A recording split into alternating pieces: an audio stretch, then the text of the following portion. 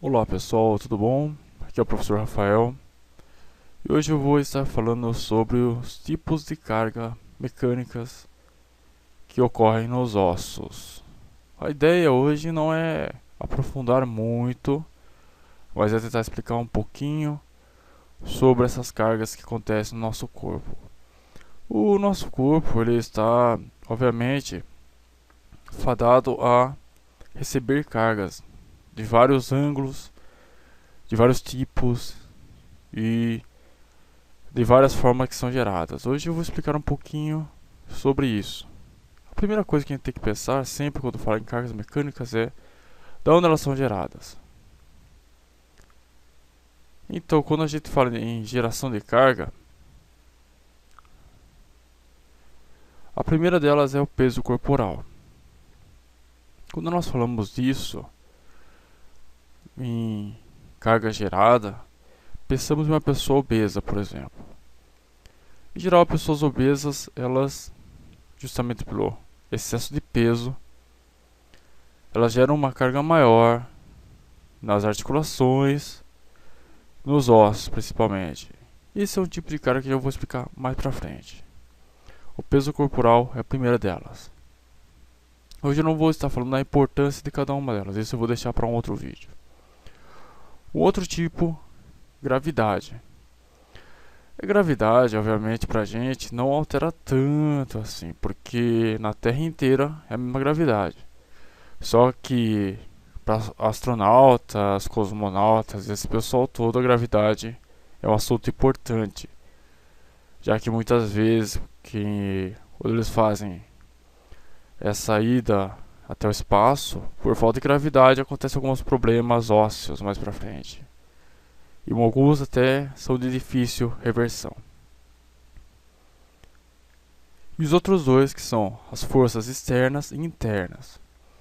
Quando eu falo força interna, a gente está falando agora um pouco em treinamento de força também. Assim como a gente pode estar falando do aspecto de a pessoa estar carregando algum peso sobre a costa ou está fazendo alguma força que ela necessite normalmente, que vem de fora para dentro. As forças internas estão relacionadas a ligamentos, tendões, aponeurose, músculos e etc. O que eu quero dizer com força interna é sempre assim, lembre-se que um tendão ou ligamento está ligado ao osso. E isso faz uma força quando ele contrai ou quando relaxa. Isso seria força interna, mas isso também eu vou deixar passar para entrar mais para frente nesse assunto que ele é bem complexo. Então vamos lá para o primeiro tipo. Compressão. Essas forças ela vem da extremidade para o centro do osso. Essa força ela acontece muito no treinamento de força.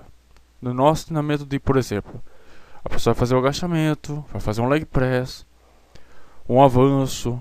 Nós comprimimos o osso. A força vem das extremidades, lá do pé, e passa pela tíbia, bonitinho.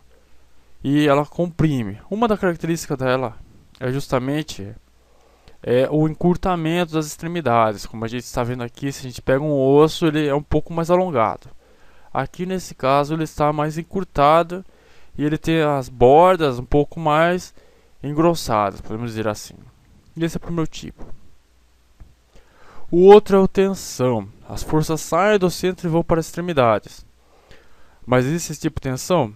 Bom, na musculação é difícil encontrar um lugar assim. Mas um dos exercícios que a gente faz, essa tensão óssea, não de uma forma absurda, é na barra fixa, onde a gente coloca as extremidades, onde a gente põe a mão lá em cima na barra, os pés ficam soltos e a força está indo para as extremidades. Você sai do centro e vou para a extremidade.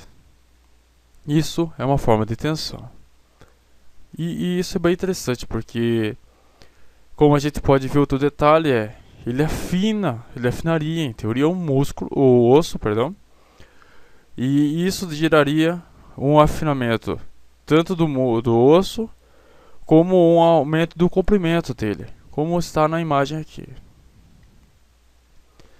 Cisalhamento. Esse daqui complicadinho, hein?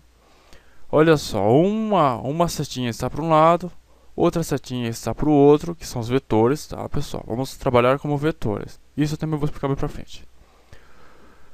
O vetor esquerdo e direito fazem forças opostas.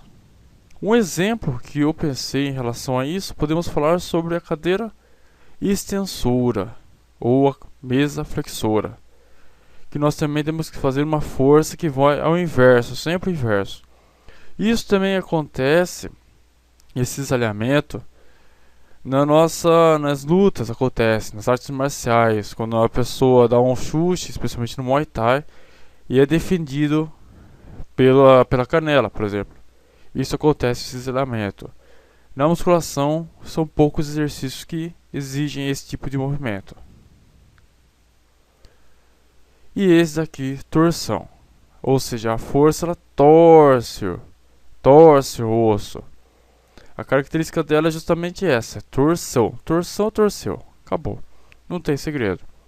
A questão da torção ela é muito interessante porque praticamente na musculação que eu me recordo não tem nenhum exercício que tenha torção.